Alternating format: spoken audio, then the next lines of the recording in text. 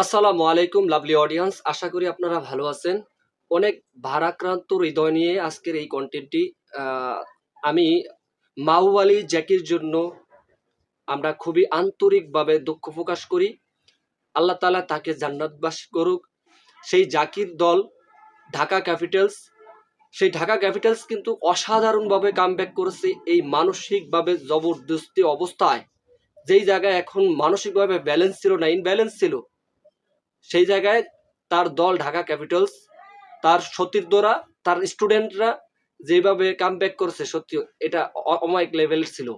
132 রানে আটকে দিয়েছে সেই গতকালকে রাজশাহী, যেমনিভাবে তারা কামব্যাক করেছে 191 রান চেস করে জিতেছে সেই রাজশাহী। আজকের এই ম্যাচটি কোনোভাবেই কাম্য ছিল না যে এইভাবে তারা পরাজয় বরণ করবে। তো এইখানটায় আজকে সেই আগের মতো করে নাজমুল হোসেন শান্ত 37 রান নিয়েছেন 28 বলে। মুশফিকুর রহিম মোটামুটি রান নিয়েছে 26 রানের মতো। তো এরা মোটামুটি রানটা আনছে, দলীয় কন্ট্রিবিউট করেছে এবং 132 রানে ঠেকে যায় এবং 133 রানে টার্গেট দেয় ঢাকাকে। এবং ঢাকা অসাধারণভাবে কামব্যাক করেছেন এবং প্রথম ম্যাচেই আজকে তারা উইন হয়েছেন। তো অনেক আর কি ইনব্যালেন্স থেকে ব্যালেন্স ভাবে নেই এই মুহূর্তে দলটা, কেননা তাদের ছাড় পরপারে চলে গেছেন। তো সেই জন্য আমি মনে করি তারা এটা অনেকটা কাম ব্যাক করতে হবে, স্ট্রংলি কাম ব্যাক করে ম্যাচটা জয় করেছেন। তো এটা অসাধারণ ছিল।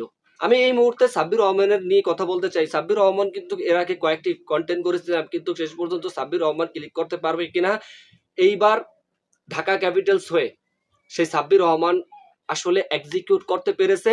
এবং আগামী আপকামিং টি-20 বিশ্বকাপে কে কোথায় খেলবে সেটাও কিন্তু সব অলরেডি এখানটা থেকে অপরচুনিটি হবে, পারফর্ম করলে চান্স পাবে কিনা। কিন্তু সাব্বির রহমান আসলে 210 স্ট্রাইক রেটে যেমনিভাবে যেমনিভাবে পিড়াইছেন, দলের যখন 5 রান প্রয়োজন ঠিক তার কোনো রকম ঠেকিয়ে ঠুকিয়ে খেলেন নেই।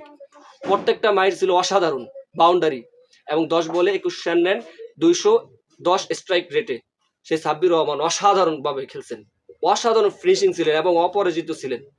সাব্বির রহমানের সাথে আমরা যাকে অনেক সময় বলি ভাত শামীম, সেই শামীম হোসেন তার যে ক্যামিও ইনিংসটা তার সাথে পার্টনারশিপ করে খেলছেন, সত্যি এরা আসলে অমায়িক ছিলেন।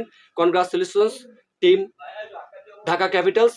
এবং ঢাকা ক্যাপিটালস গত বছর তেমন একটা ভালো পারফর্ম না দেখাতে পারলেও এবার ঢাকা ক্যাপিটালস দেন রংপুর রাইডার্স একটা অন্যরকম শেপ থাকবে এবং এটা সেমিফাইনালিস্ট এবং সেমিফাইনাল থেকে ফাইনাল যাওয়ার সম্ভাবনা প্রবল।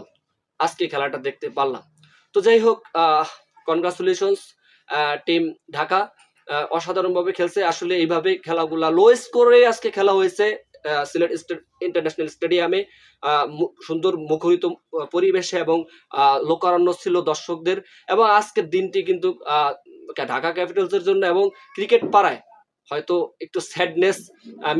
আমরা সকলে মিলে তার জন্য দোয়া করব, মাহবুব জ্যাকির জন্য। আল্লাহ তাআলা তাকে জান্নাতবাসী করুক, এটা চাই।